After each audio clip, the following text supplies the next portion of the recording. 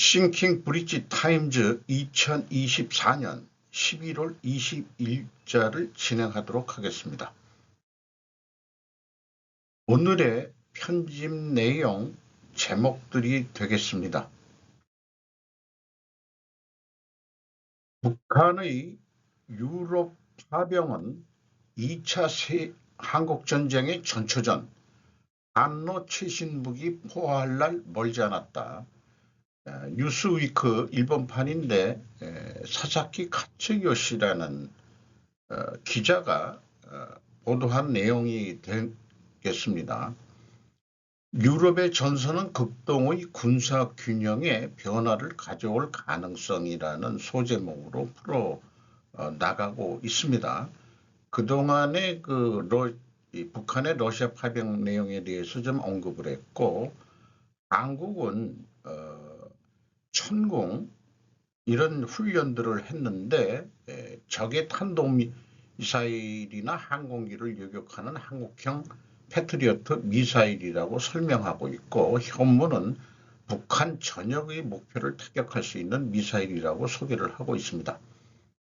북한군의 우크라이나 분쟁 참전은 한국군에도 위협적이기 때문이다. 한국군은 70년간 실전을 경험하지 못한 남북한이라고 얘기하고 있고, 한국군은 1973년 베트남전 파병 이후 50년간 실전을 경험해 보진 못했다.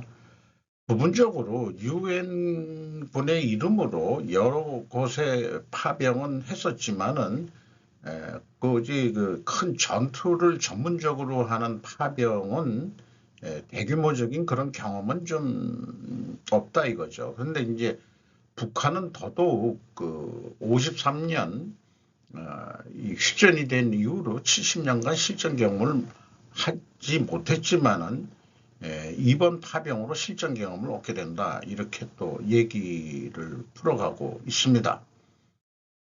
그런데 북한군은 러시아의 최신 무기를 실전에서 체험하고 드론 활용 등 현대전을 보게 된다. 또 러시아의 푸틴 대통령이 참전의 대가로서 최신 무기나 기술을 공유할 가능성도 버릴 수 없다. 한국군의 장비는 구소련제보다 우세한 것으로 알려져 있지만은 러시아의 최신 무기에는 적수가 안 될 것이다. 이렇게 얘기를 하는 것 같아요. 이게 또 뭔 얘기인지. 어쨌든 러시아 군에게 남겨지는 병사도 이런 제목으로 여러 가지 북한군한테 지급된 무기들에 대해서 소개를 하고 있고, 또 이 러시아 극동의 5군데서 훈련 시설에서 또 훈련도 받았다. 그게 이제 이미 소개된 부리아트 공화국에서 하는데, 몽골계 부리아트 종족이죠. 부리아트라는 것은 제가 전에도 소개했지만은 그걸 우리말로 하면 부여족이 됩니다. 그러니까 이제 우리나라 혈통하고 크게 다르지 않은 건데 얼굴 생김도 비슷하니까 여기도 이렇게 표현을 했습니다. 조선인과 생김새가 비슷해 식별이 어렵다고 생각했던 것 같다. 북한군 파병을 획책했던 게. 그런데 실제 정예부대는 소수였으며 실제 파견은 대부분 10대에서 20대 사이의 일반병으로 밝혀졌다. 경험이 적은 병사들은 러시아에 가면 충분한 식사를 할 수 있을 것으로 기대했지만 혹한 속에 식사가 지급되지 않은 날이 계속되고 있다고 한다라고 전하고 있습니다. 전향할 그런 심리전도 지금 이미 하고 있죠. 이런 북한이 국민의 해외여행을 제한하고 국외 도피를 엄단하는 북한이 1만 명이 넘는 일반병을 해외에 파견한 셈이다. 이 뜻은 과연 전쟁이 제대로 되겠느냐, 뭐 이런 것도 암시를 하는 표현인 것 같습니다. 북한의 파병은 사실 러시아와 한국의 최신 무기가 사용되는 제2차 6.25 전쟁의 전초전이 될 수도 있다. 이렇게 얘기를 하고 있네요. 윤 러시아 외무 발언 직후 북러 밀착 비판, 군사협력 중단하라. 양승식 조선일보 기자가 보도를 했습니다. 이번 그 G20 회의에서 이 러시아 외 대사가 외무장관이 발언한 이후로 즉바로 한국의 순서가 돼서 발언했는데 북한과 러시아의 군사협력을 강력히 비판했다. 이런 얘기가 되겠습니다. 이 윤 대통령 발언 뒤에도 일본의 이시바 총리가 바로 발언을 했는데 연설이라는 표현을 해요. 러시아는 도대체 무슨 생각을 하는 것인가 하는 반문하는 방식으로 북러 밀착을 비판했다고 한다. 또 유럽연합 집행위원장도 그렇게 비판을 하고 트리도 캐나다 총리도 좀 우려의 표명을 했고 그러나 이제 라브로프 외무장관은 1000일이 넘긴 우크라이나 전쟁 얘기는 한마디도 하지 않았다 이런 얘기예요. G21 세션에 이런 비판 얘기들이 나왔는데 제2 세션에서도 독일, 일본이 정상의 북러 군사협력을 계속 지적했다고 한다. 이번 G20 정상회의는 북러 규탄과 여러 촉천국 발언 때문에 예정 시간보다 오래 진행됐기 때문에 한국 대통령이 남아프리카 공화국, 인도네시아, 다른 나라들과 정상의 양자회담은 성사되지 못한 것으로 알려졌다. 아마 그렇게 비판하는 거니까 여기 나와 있는 아프리카 공화국, 인도네시아 이런 데가 사우스 코리아다 보니까 한국 대통령이 이번 회의 가서 너무 강하게 발언하니까 러시아 눈치도 보이고 자기네들은 브릭스에 들어가 있는 나라들이에요. 그러니까 회담하면 안 되겠어. 이런 분위기가 나오지 않았냐 이런 생각이 들어가요. 도널드 트럼프가 FCC 위원장으로 지명한 브랜드 카는 빅테크의 검열 카르텔을 약화시킬 계획입니다. 질라티 마이어라고 월스트리트 저널지의 기자인데 몇 가지 뉴스를 뉴스레터 형식으로 발행이 되고 있습니다. 직업통신 변호사이자 규제기관은 프로젝트 2025의 저자로서 FCC 연방통신위원회의 라이선스에 의존하는 스타링크 위성 인터넷 서비스를 운영하는 옐론 머스크의 스페이스X를 칭찬한 바 있다. 이런 사람이 이제 FCC 위원장 통신위원회 연방통신위원회 이제 위원장으로 지명이 됐다 이런 얘기죠. 다른 거로는 중동 특사로 지명한 사람이 절친한 친구이면서 부동산 거물인 스티브 위트코프는 외교 경험이 전혀 없기 때문에 이번 위기를 부분적으로 복잡한 부동산 협상으로 간주할 가능성이 높다 이렇게 또 표현하고 있네요. 이와는 별도로 트럼프는 다음과 같은 계획에 대한 명확성이 부족합니다. 이런 거에 자동차 업계는 경영진의 마음을 짓누르고 있다. 이런 얘기를 좀 풀어 매겼는데 이번에 이 FCC 위원장으로 된 사람이 이 사람인 모양이에요. 추가적인 뉴스 간단한 소개는 민주당이 인플레이션에 대처하는 방식은 당의 정치적 패배로 이어졌다라고 얘기하고 있고 금융위기 발생 이후에 이번에 새로운 실수를 또 저질렀다. 대통령 취임 전인 1조 9천억 달러 규모의 경기부양 법안에 큰 베팅을 했지만 의도한 바를 달성하지 못했다. 왜냐? 인플레이션으로 국민들의 생활비 인상으로 유권자들이 움찔했다 이런 표현을 했어요. 그러니까 이 국민소득, 실질소득 이런 것들 소득은 올라가지만 실질 소득들은 그렇게 올라간 건 아니다. 물가가 너무 올라서 이런 얘기 같습니다.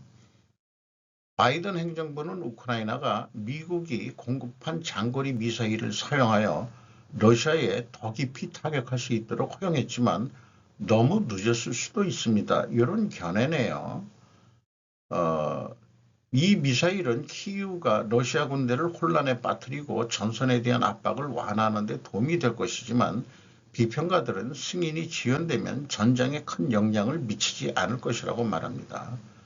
결론으로 그 효과는 미국이 얼마나 많은 미사일을 보내는지와 우크라이나가 병력을 크게 고갈시키지 않도록 모스크바가 적응할 수 있는지에 따라 달라집니다. 참 그 영어식 표현이 AI가 번역해 주는 거지만은 그 현재 수준이 결론에 대해서는 뭐 러시아가 그거에 대응하는 내용들이 곧 나오게 되죠. 트럼프 새 행정부의 AI 정책 방향, 브루킹스 보고서가 되겠습니다. 핵심적인 것만 좀 얘기를 해보면은 일부 AI 문제에 대한 기관 규제 완화, AI 수출 통제를 강화한다. 중국에 대한 집중도를 증가시킨다. AI 관련 반독점 집행을 감소시킨다. 자율주행차 도입을 위한 연방정부의 지원 확대, 일부 주에서 AI 규제에 대한 연방 우선 조치, 결론, 미국의 AI의 핵심 시기이다. 현재가 트럼프 시기가 이렇게 얘기를 하고 있습니다. 그 새 행정부 하에서 미국 AI 정책에 대한 조기 대응이 부족하지 않다 이렇게 얘기하고 있고 하지만 2022년 말 챗GPT 출시에서 분명히 알 수 있듯이 미래를 내다보는 것은 기술에서는 항상 어려운 일이며 특히 AI의 경우 더욱 그렇습니다. AI의 어떤 향후 발전 방향이 참 예측해보기 어렵다 이런 얘기 같습니다. 근데 확실한 것은 향후 4년이 AI 분야에서 예상하지 못한 발전을 가져올 것이며 이 특별한 기술을 효과적으로 관리하려면 민첩하고 균형 잡힌 정책 대응이 필요하다는 것입니다. 이렇게 얘기를 하네요. 뭔 얘기인지는 좀 이해가 됩니다만은 원래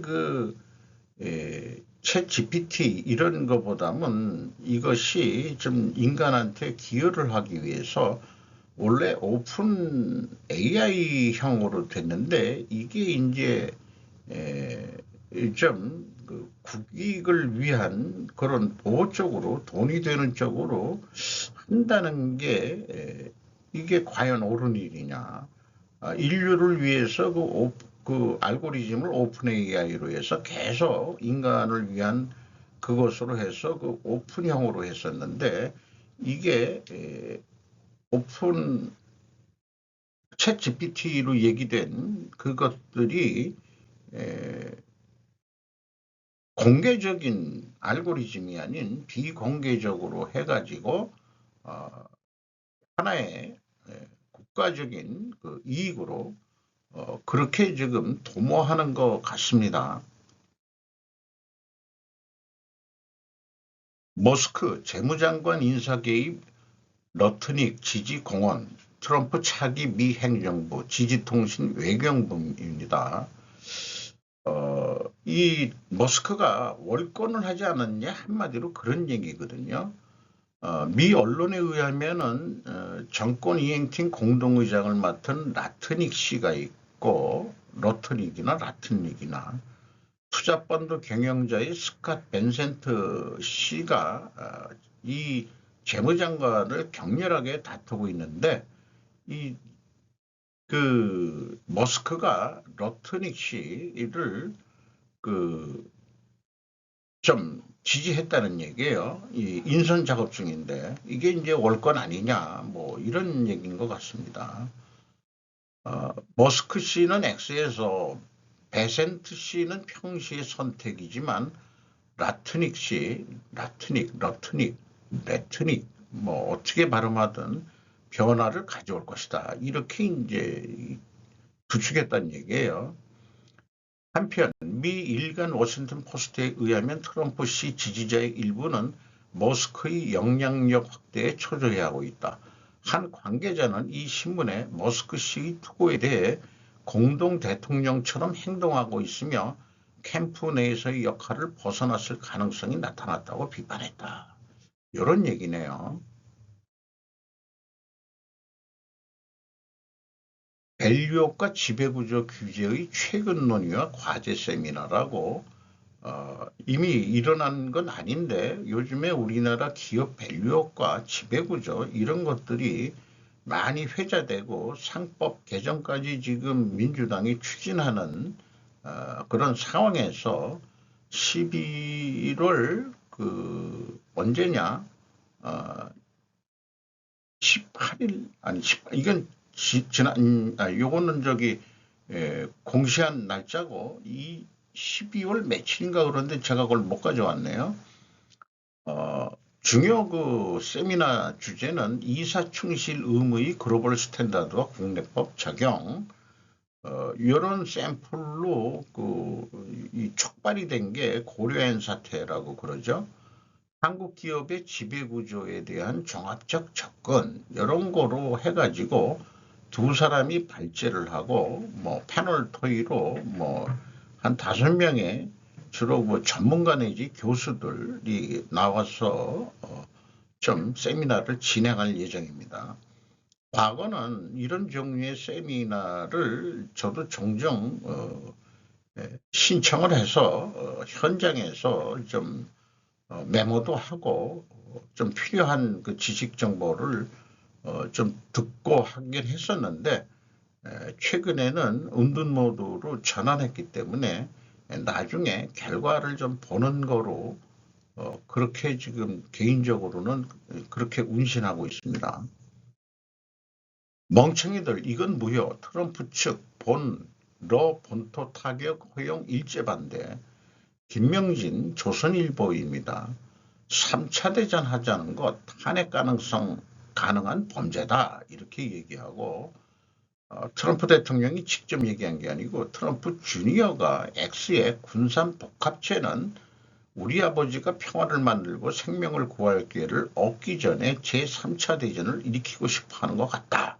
군산 복합체가 이 바이든을 추궁해가지고 뒤에서 막 밀어가지고 이렇게 됐다는 거로 얘기를 하는 것 같습니다. 핵심적인 게 뭐 이런 얘기고요. 그 다음에 이제 러시아 본토 미사일 허용은 북한의 러시아 파병에 경고 메시지도 보내는 것도 있지 않느냐 이렇게 또 소개를 하고 있고요. 자관 내년 1월 취임 전에 우크라이나에 힘을 더 실어주려는 의도로 분석을 했다. 이렇게 이제 얘기를 하고 있네요. 어쨌든 푸틴 대통령은 우크라이나 영토 깊숙이 이 타격을 허용할 경우 서방과 러시아가 직접 싸우게 되는 것이라고 했었다라고 그렇게 얘기를 하고 있네요. 그래서 진짜 발사한 내용을 소개를 하고 있네요. 미 에이테크스 미사일 6발로 본토로 발사. 전준범 조선비즈입니다. 러시아 쪽에서는 6발이 날라왔는데 5발은 요격을 시켰다. 한 발은 어디 떨어지긴 떨어진 모양이에요. 그래서 이거에 대해서는 러시아도 핵카드를 꺼내며 맞대응에 나섰다. 타스 통신에 따르면 블라드미르 푸틴 러시아 대통령은 19일 개정된 핵 억지 분야 국가정책 기조 핵 요리를 승인하는 대통령령에 서명했다. 서명한 이날부터 발효가 되는데 19일부터 러시아는 핵 억지 대상이 되는 국가와 군사동맹, 핵 억지로 대응할 수 있는 군사적 위협의 범위를 확대해 핵무기를 사용할 수 있는 조건을 완화했다. 무슨 말인지 잘 모르겠지만 어쨌든 옛날에 그 핵 협상인가 뭐 이런 등등으로 해가지고 좀 핵 감축이나 뭐 이런 것들을 했 모양인데 이번에 자기네들 그 교리를 좀 바꿔가지고 러시아한테 그 위험하다고 생각되는 그런 상황이 발생되면은 그런 나라에도 핵무기를 사용할 수 있다 이런 거로 그냥 이해가 됩니다. 에이테크스 그 발사 장면인데 우리나라면 천궁 이런 모양하고 비슷하게 좀 생긴 것 같네요. 우리나라가 그거 흉내내서 또 만들었겠죠. 중국, 러시아 동부 노선 가스 파이프라인 건설 완료, 글로벌 데이터라는 데서 보도를 했습니다. 이게 옛날부터 진행되어 온 거지만은 지금 그 러시아 우크라이나 전쟁 이런 걸 통해 가지고 유럽에 러시아 가스가 좀 팔리지 않는 상황에서 옛날부터 진행되어 오고 있지만은 그 중국 그 국영석유 가스 및 가스 파이프라인 네트워크 그룹이라고 그랬는데 한 군데 회사만 참여를 한 것 같진 않은데 러시아의 공보를 통해 가지고 중국까지 이제 들어간다 이거죠. 중국 북동부 베이징, 텐진, 허베이 지역, 양쯔강 삼각주 등의 지역에 연간 380억 600m의 천연가스를 공급할 것으로 예상이 된다. 석탄을 안 쓰고 환경보호를 위한다는 명분으로는 이게 충분히 또 그 얘기가 되는 것 같아요. 이 파이프라인이 5,111km에 달합니다. 새로 건설된 구간은 3,371km다. 언제 그렇게 이제 또 진행이 됐는지만은 그 헤이룽장성, 그 흑룡강성이죠. 허이허에서 시작하여 상하이까지 뻗어 있어 중국 동부의 필수 에너지 경로 역할을 하게 된다. 몽골을 통과하는 950km에 3,550km 파이프라인 건설이 2024년에 시작될 것으로 또 예상이 된다고 밝혔다. 이렇게 되네요. 요거는 뭐 완공되고 지금 뭐 공사 중인 건지 그런 사진이 개장이 됐습니다. 북러 밀착 진행 속에서도 러시아는 유럽보다 안정적인 수요처인 중국을 확보했다. 이렇게 보여지네요. 서로 그 중국이 유리한 고지로 그 푸틴이 그 중국을 방문했을 때 확실히 뭐 빨리 끝내자 이런 파이프라인에 대한 언급이 좀 시진핑이 회피했다는데 우크라이나전 뭐 이런 것들을 통해서 러시아가 그 자기네들 석유나 그 가스를 좀 제대로 못 팔아먹으니까 이게 다시 중국하고 러시아하고 짝짝꿍이 맞는 것 같은 그래서 빨리빨리 만들어서 러시아가 중국에 석유를 및 가스, 파이프 가스를 파는 그런 것들이 이제 완공이 된 것 같습니다. 가계비 사상 최고 수도권 주택거래 증가 한국 연합뉴스 일본판입니다. 국내 그 플랫폼에서 이 언론 매체들이 앞에 띄우는 거는 눈에 잘 안 띄는데 일본 쪽 야후 재팬 쪽에서는 쉽게 이렇게 좀 관심사항이 눈에 띄네요. 제가 그 구두로 된 거를 좀 표로 만들어 봤는데 가계 신용이라는 게 여기 그 개념이 은행, 보험회사, 대부업자, 공적 금융기관으로부터의 대출액의 인출 전의 신용카드 이용액, 판매 신용을 더한 포괄적 가계 채무라고 말합니다. 그러니까 이게 우리나라가 지금 2024년 6월에 1913.8조 예, 빚이 있다. 가계 신용 빚이. 그리고 거기에는 가계 부채가 이 1795.8조, 주택담보대출이 1112.1조 원, 신용대출 등 이런 것들이 이제 683.7조 원. 저는 여기에 좀 대출을 받고 있는 게 있고 열심히 좀 갚아나가고는 있어요.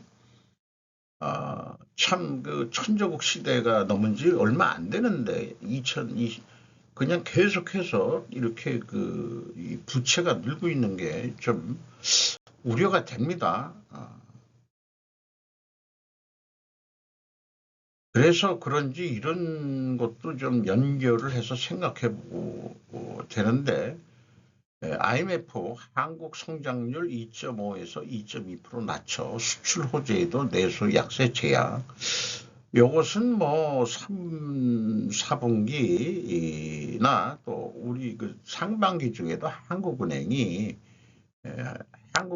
뭐 2%까지도 될 수 있다 이렇게 얘기했는데 거의 IMF도 그렇게 좀 얘기를 하고 있는 것 같아요. 경제 불확실성 높은데 하방 리스크는 더 크다.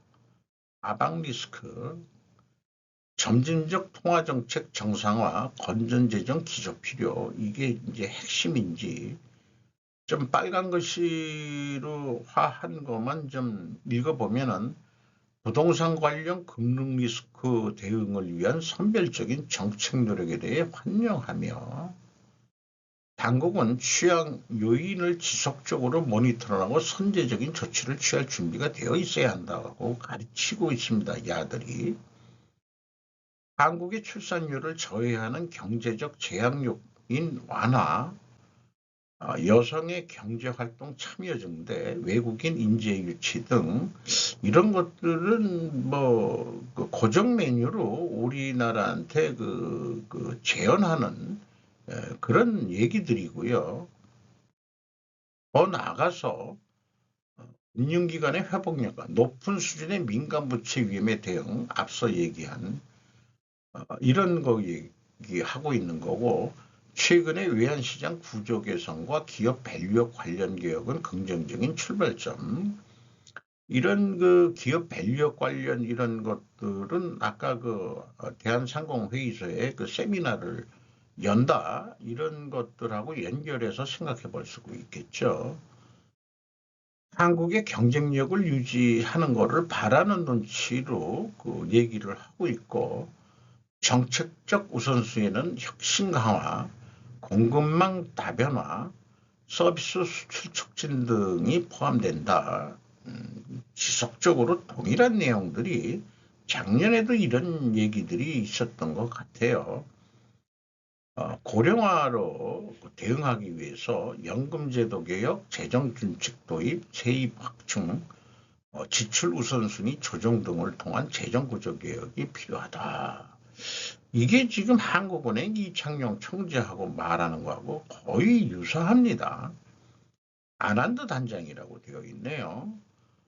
한국의 경쟁력을 유지하는 것이 글로벌 무역 환경에 대응하는 데 핵심이다. 이게 좀 이중으로 제가 좀 가져왔네요. 당국의 2025년 예산안의 건전 재정 기조와 지출 우선순위 조정은 적절하다고 얘기하면서 다만 장기적인 지출 압력에 대응할 수 있는 여력을 마련하기 위해 보다 적극적인 건전 재정 기조가 필요할 것으로 보인다. 그러니까 예산 자르고 뭐 이렇게 하고 뭐 이런 얘기들을 하고 있는데 그래서 매일경제 쪽에서인가 보도한 내용도 이참에 우리도 미국처럼 정부 효율 부를 좀 만들자. 그거 어떠냐? 뭐 어디다 만들든. 근데 최근에 우리나라도 역동경제 로드맵을 발표했는데 이거 잘 하시면 좋을 것 같아요. 자기네들은 이제 이런 얘기를 좀 했다는 거예요. 이제 회의하는 장면인데 이거에 대해서는 한번 저도 또 별도로 좀 더 좀 검색을 해가지고 관련 뉴스들을 좀 모아봐야 될 것 같습니다. 역동경제 로드맵이나 어쨌든 IMF 국제통화기금은 왜 한국 미션 단장까지 있는가? 여기 보면은 IMF 무슨 어떤 총재가 오진 않겠지요 하는데 특별히 별도로 한국 미션 단장이라고까지 얘기하는 것은 한국이 며칠 전에도 얘기했지만은 어그저리한 상수가 아니고 이제 세계 경제의 변수로 떠올랐다라고 좀 긍정적인 측면으로 좀 봐야 될 것 같습니다. 그래서 이 역동경제 로드맵이라든지 또 이번 IMF가 한국을 모니터링하고 있는 또 우리도 어차피 빚을 쓰고 있는 사람들의 얘기를 들어야 되니까 우리도 뭐 국제 통화기금이죠 IMF가 그러니까 그런 사람들의 말을 또 안 들으면은 또 곤란하니까 우리나라 경제가 IMF 이 사태 이후 1997년이죠. 시장 개방, 금융시장을 개방한 입장에서는 영향을 받을 수가 없는 거죠. 힘 있는 자들의 국제 질서를 끌고 가는 그런 거로 이해를 하긴 합니다. 그래서 한번 역동경제 로드맵이라든지 이런 것들은 다시 한번 좀 한번 좀 지식을 위해서라도 한 번 더 검색을 해보고 좀 데이터를 좀 모아봐야 될 것 같습니다.